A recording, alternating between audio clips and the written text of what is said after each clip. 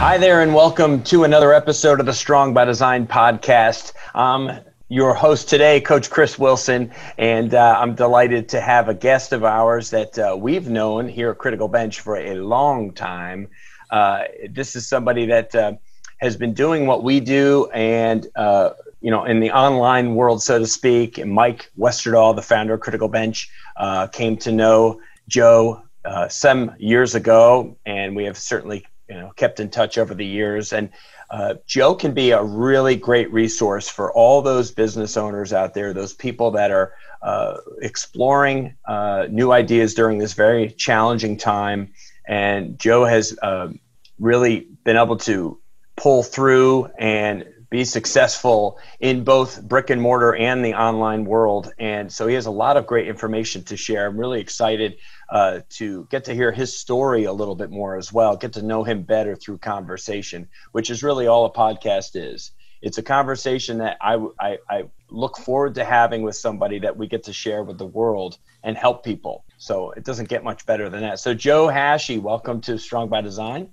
It's an honor to be here, Chris. Thanks for having me on. Oh, man, it's great. And you know what's funny? We just spoke last week for a podcast for his show, and I got to help deliver some information about our YouTube channel and our growth there for his listeners. So we had to return the favor. And this guy's, again, just such a great speaker and such a wealth of knowledge. So we're like, we got to get you on Strong by Design. So first, Joe, you're a CSCS, you're a business owner. You have, is it Level Up Your Gym and Synergy Athletics? Yes. Yes. And so, and you're well versed in both what we do, which is completely online, but also in the face-to-face, the brick and mortar type thing. And because I know there's people that, are all one or all the other, or what we've seen right during this COVID year of 2020, people have had to really break out of the norm and start to get a little bit, a little bit more of a larger, ability to reach people. I mean, if your business is closed and you can't open up, and you still got bills to pay, you still have, things that you want to be able to do. Now it's like, okay, I need an online platform here where I can reach people. So, you're going to be able to help some of those listeners right now, which is great. But can you take us back some years ago, how you kind of got started in this business to begin with? Obviously, again, CSCS, I'm sure you went to college, you graduated, and just wanted to work with people, help them get stronger and healthier. But what really took everything to the next level for you? So, Chris, my story is a little different than a lot of the gym owners that come into it off of like an exercise science degree. So I went to a small high school and then attended Colgate University. Had some money to play football, and the reason why I got in was primarily because of football. Above average student, but not great student. And so I went to Colgate, and I was a dumb athlete for a little while, and I don't mean that like all are. I was myself individually, not speaking for anyone else, where I just, I wanted to go play sports.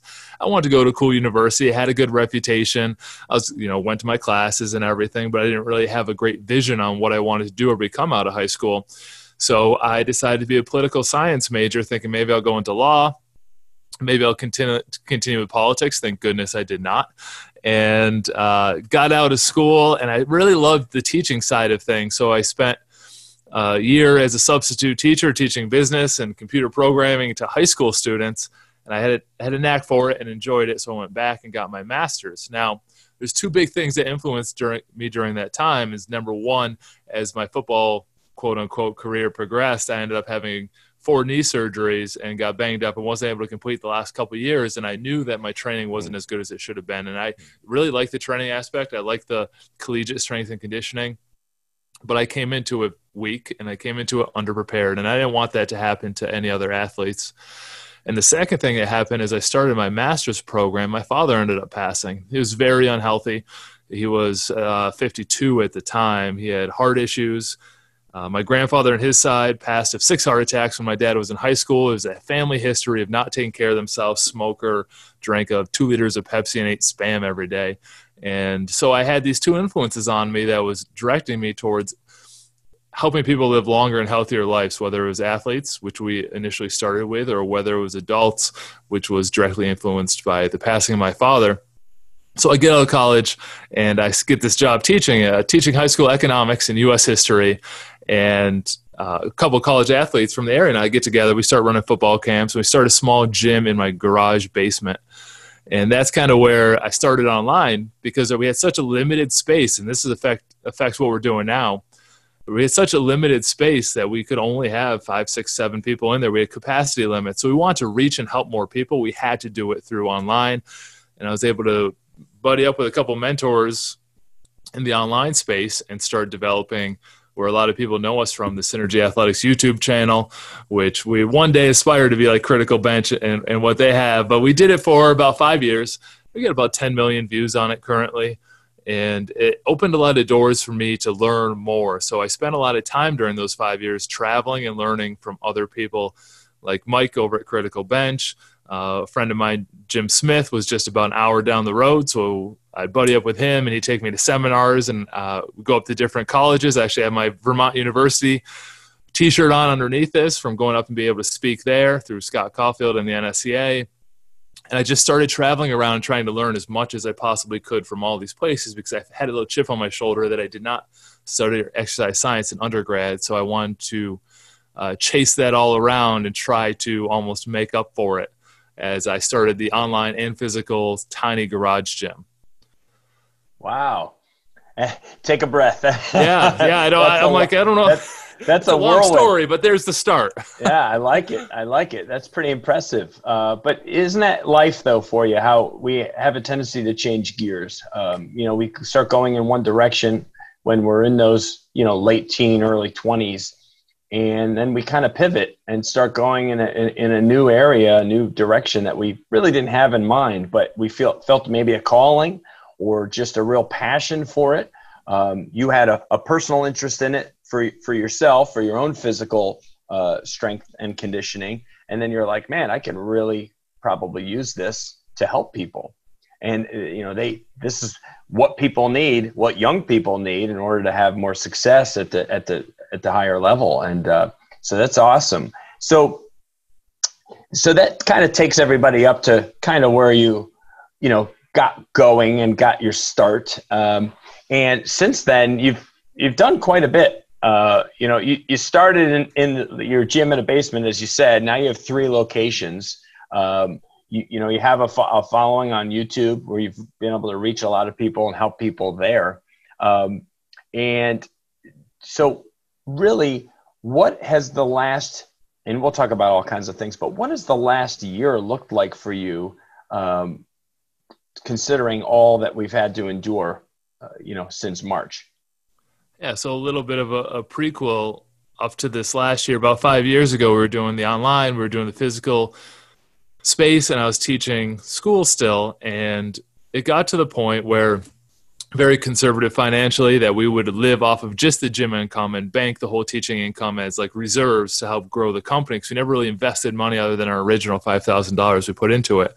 And all the rest of it was through growth. And we wanted to make sure that we kept and maintain that. But about 5 years ago, I was tying up a rope on a tree because we just bought a new house. We're like, all right, we're moving up in the world fancy, and we're going to redneck it up a little bit. We're going to put this little rope swing here, climbing up the tree. Branch breaks, I fall and shatter my leg. So this is like in a brand new home, working a bunch of jobs, have 2 young kids. We're there.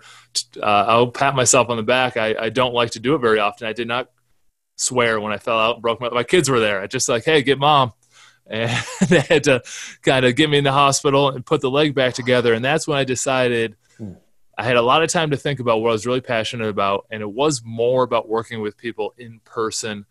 And so that's what we started doing. The focus, we kind of dropped the YouTube channel, though it still exists. The videos haven't been nearly as consistent as our daily posts, because we had to go all effort on the physical brick and mortar businesses and get them to grow, because that's what I was truly passionate about. And so about the last 5 years, like I did the first 5 years, is traveling around to every gym. The last 5 years, I've traveled around to every business I could possibly get my foot in the door, whether it's gyms, whether it's hospitality industry, whether it's banks, whether it's computer programming companies, and just see how they structure their company and how they do their meetings and how do they they do their employee compensations and all that, just so I can soak it all up. And all that came into play in the last year. That's the reason why I share that, is this last year when we get the notice in the middle of March, like, hey, you got to close down. I have had a lot of mentorship of local businesses and doing good in the community, and some experience on doing things online. So that day we decided to ship all of our equipment home with the members. We only had about an hour to pivot, and we knew that we needed to do some hybrid programming and do some online programming. So we said, hey, we got to close down at 6 p.m. today. If you want to borrow some equipment or whatever you want, rowers, ellipticals, thousands of dollars worth of equipment, just come sign it out, take it to your home.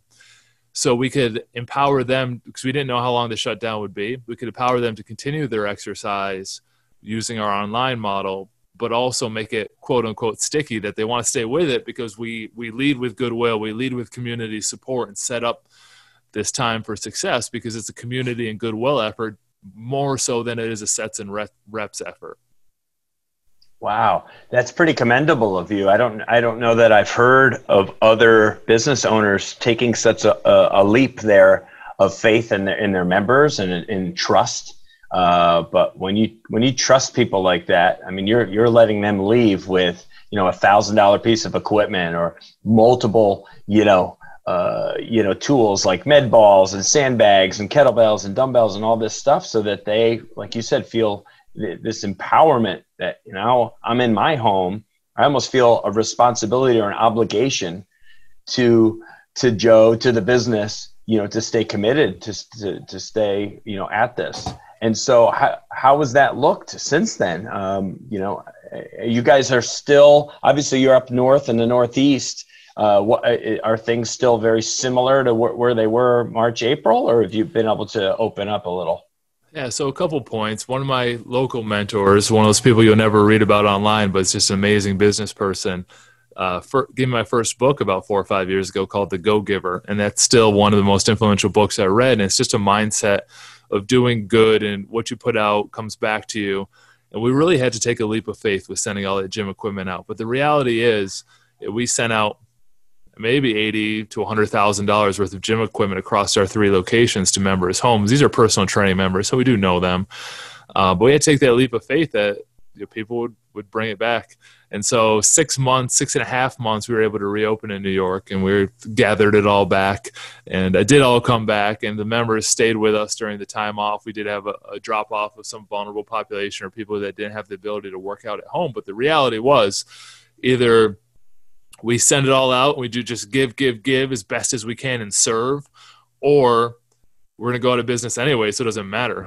So I'm going to sell off all the equipment anyways, because if we said, hey, we're not going to continue membership, so we're just going to freeze everything, and we have 3 rents and a staff of 8, we're either going to lose all of our staff, or we're not going to be able to cover our rent. So we had to take a leap of faith that our members would come through for us and our staff would come through for us. So a point of pride was to not lay off any staff members. The only salary I cut was my own, but we have kind of the synergy war chest to keep us going during the time.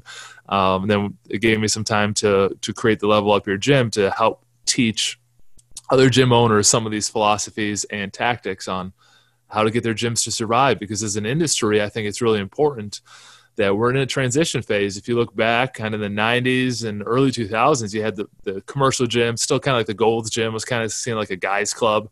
And then we had the rise of women's fitness, which like the Curves only. And now we have kind of this mixture, which I really love, the personal or small group or group sessions where they get some education, training, and guidance. And that's kind of where we're at today as an industry. And I want the industry to last and survive. I want them to be taken seriously as a continuation of care by the medical field. And for that to happen, you have to run a legit, straight up business. It can't be something that's just a one owner operating that they won't take seriously. So there's a lot in there, but that's kind of where we are today, is that we were able to get back in 6.5 months later. We did get all the equipment back, but we're at a third capacity. So we're continuing hybrid options where we're training people. We have 3 options. They can come in person. They can do our online programming, which we use an app to send them personal workouts, but it was one that existed that we didn't create ourselves. And then we do some Facebook Lives. We tried a couple Zooms, but it was a nightmare with attendance and trying to manage staff schedules. Yeah. Or the third option is they can choose a little bit of both. They can come in for a session. They can do 2 sessions online, because our goal is to keep their fitness going, our memberships going.